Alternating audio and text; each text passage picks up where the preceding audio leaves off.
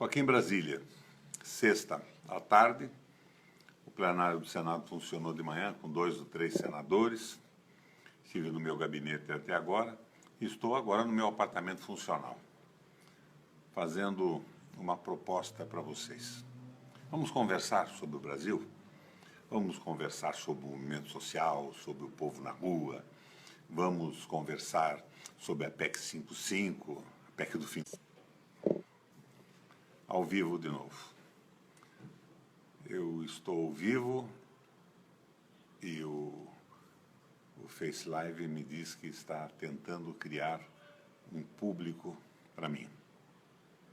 A ideia é conversar sobre o Brasil, conversar sobre a PEC do fim do mundo, sobre o Senado, sobre a minha visão disso tudo. Eu tenho tentado usar a ferramenta da ironia e do ridículo para abrir os olhos da população em relação à manipulação pelas grandes redes de comunicação. De repente, a Globo chama alguém, vão para a rua, somos contra a corrupção. Quem que não é contra a corrupção? Os paranaenses que me conhecem sabem o que foi o meu governo, uma luta dura contra a corrupção. Denunciei, demiti, joguei pesado, mas nunca tive o apoio da imprensa e mesmo o respaldo do nosso judiciário. Eu acabei sendo condenado pelas denúncias que fiz. Eles diziam que, não, você não pode chamar um sujeito de ladrão, o senador Requião, o governador Requião na época, porque, embora você tenha feito a denúncia, o processo não terminou e ele ainda não foi condenado em instância final. Então lá era eu obrigado a pagar uma indenização por calúnia, injúria e difamação. Jogo duro, mas eu fui penalizado financeiramente, mas livrei o Estado de muito ladrão. A minha administração se caracterizou por isso. Junto com setores seríssimos do Ministério Público, do Judiciário, eu consegui, por exemplo, em determinado momento, que se decretasse a prisão do Cavendish, da Delta e do Cachoeira, do jogo do bicho, da pilantragem do Paraná. Mas hoje, por exemplo, eu sou relator do projeto de abuso do poder. O que é um projeto de abuso do poder, minha gente? É uma coisa extremamente singela. Não é contra juiz, não é contra promotor, não é contra delegado de polícia, é contra o abuso do poder. Em defesa das pessoas mais simples, que quando alguém abusa do seu poder, do seu mandato de agente público, não tem reação. É um projeto porreta. Eu discuti isso com o Ministério Público, com o juiz Sérgio Moro, discuti com juízes de todo o Brasil, juristas, e fiz um belíssimo projeto. Ele está parado. E hoje eu vi que o senador Caiado conseguiu 44 assinaturas para que ele perca o regime de urgência e não seja votado. Urgente para eles é ferrar o povo com a PEC 55, paralisando a economia, causando desemprego brutal.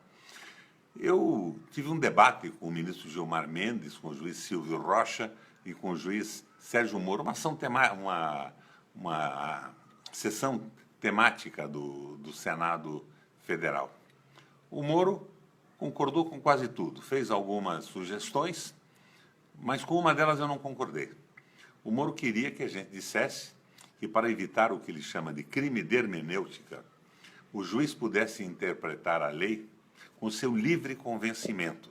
Ou seja, a lei pode dizer alguma coisa, mas o juiz dirá dela o que quiser, sem que isso constituísse crime ou abuso de poder. Eu não concordei com isso. Para vocês entenderem o que é isso, isso seria mais ou menos a mesma coisa que eu fizesse um projeto de emenda constitucional, e olha, que por ironia, naquela linha do ridendo castiga timor, eu sou capaz de apresentar essa proposta. Uma proposta que dissesse o seguinte: nenhuma divergência de interpretação poderá constituir crime contra qualquer agente público, prefeito, diretor de estatal, não poderá constituir crime contra qualquer agente público na divergência de interpretação, nem crime de abuso do poder, nem crime de responsabilidade, nem destino diferente do texto da lei. Seria a mesma coisa que dizer que qualquer agente público pode fazer qualquer coisa ignorando a literalidade da lei. É isso que o juiz Sérgio Moro me propôs. É claro que ele está muito bem intencionado, ele está botando o ladrão na cadeia, mas vocês imaginem o que isso significaria para qualquer agente de polícia, qualquer delegado, qualquer guarda civil, qualquer agente de finanças, se pudesse fazer qualquer coisa ao seu alvitre. E imagine se um administrador público não precisasse mais interpretar a lei. Não há crime de responsabilidade, não há desvio de finalidade. Ele pode fazer exatamente o que quiser. Não há mais abuso de poder para o administrador público. É um absurdo, não é? Isto que o juiz Sérgio Moro me propôs. Eu não aceitei. Mas vocês acreditam que eu fiz um belíssimo projeto? É claro que eu não vou estabelecer um rigor absoluto em relação ao que seja um crime de responsabilidade. O positivismo jurídico dizia que o juiz lê a lei em voz alta, sem nenhuma margem de interpretação. Não é assim. Eu acho que há uma margem de interpretação. Nada é perfeito, mas há o limite da razoabilidade. O que não for razoável, o que ultrapassar a literalidade da lei, tem que ser condenado. Senão, para quê ter Código Penal, Código Civil, se o juiz pode interpretar como quiser? E trazendo para o administrador público, se nós não precisamos obedecer lei alguma mais.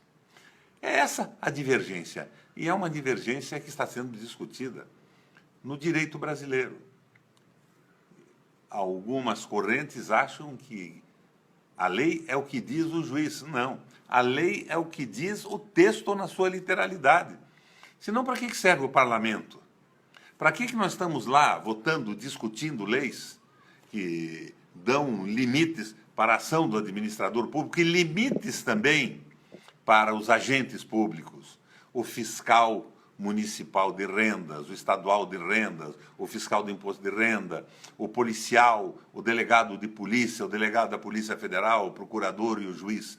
Mas eles estão corporativamente se imaginando uma espécie de filhos preferidos do Senhor, anjos caídos do céu aos quais tudo é permitido. Não é permitido nem para o senador, nem para o governador, nem para o prefeito. Nós temos que ter limites legais. Então, é essa a divergência. Mas, de repente, me dizem, não, nessa negociação do Renan com o Supremo Tribunal Federal, incluíram que nós não votaremos isso para pôr limites na interpretação do juiz, o tal crime de hermenêutica. Eu não acreditava nisso. Mas hoje eu vi o presidente Renan dizendo que, atendendo a uma reivindicação do plenário, ele tira da urgência porque o Caiado apresentou um requerimento com 44 assinaturas. Minha gente, eu fui usado nesse processo. Eu fui vendido nesse processo e eu fico simplesmente horrorizado. E eu não consigo entender como é que um legislador propõe o fim do legislativo dizendo que o juiz, um promotor ou um policial não precisa obedecer à lei, que ele pode imaginar o que quiser a respeito do que está escrito na lei, ultrapassando razoavelmente o limite da razoabilidade no seu conteúdo literal. É esta a grande encrenca que nós temos. Mas, de repente, o que eu vi? Eu vi algumas figuras aí no Twitter, no Face, me agredindo porque eu tomei esta posição de redigir, consultando todo mundo, uma legislação que pusesse fim no abuso. É desanimador. É desanimador a gente ter essa dificuldade no momento que nós vivemos. O que eu vejo é que há uma aliança entre o capital financeiro e a mídia. E eles estão controlando a cabeça das pessoas. Eles foram para as ruas pedir o afastamento do Renan. Mas a Globo mudou de oposição no dia seguinte, de posição no dia seguinte, porque o capital financeiro queria o Renan para dar velocidade a essas barbaridades da PEC 55, que paralisa a economia do Brasil, que acaba com a Previdência, que reduz o salário mínimo, que leva à privatização da Previdência, à privatização da educação, à privatização da saúde. E eles, então, reverteram a posição e esse pessoal todo que foi à rua ficou pendurado no pincel. Daí eu disse que Aparentemente, eles estavam se alimentando com alfafa. Ah, daí foi o horror. Porque a alfafa, embora seja vitaminada e sirva para o consumo humano, ela é usualmente oferecida a equinos e a muares de uma forma geral. O que eu quis dizer é que estavam sendo enganados. Eu quis fazer como o analista de Bagé, dar um joelhaço para o sujeito acordar e não ser mais manipulado. Será que ninguém mais consegue raciocinar no Brasil? Ladrão na cadeia, de qualquer partido, do PT, do PMDB, do DEM, do PSDB. Embora, até agora, eu só veja esse pessoal mais do PT ser punido. E agora há algumas perspectivas de algumas figuras do PMDB também, mas daí vai para o Supremo e se faz um acordo. Parece que uma junta financeira do capital vadio assumiu o controle do Brasil. A mesma legislação que foi usada para liberar o Renan da sentença liminar do ministro Marco Aurélio foi usada para afastar o Eduardo Cunha.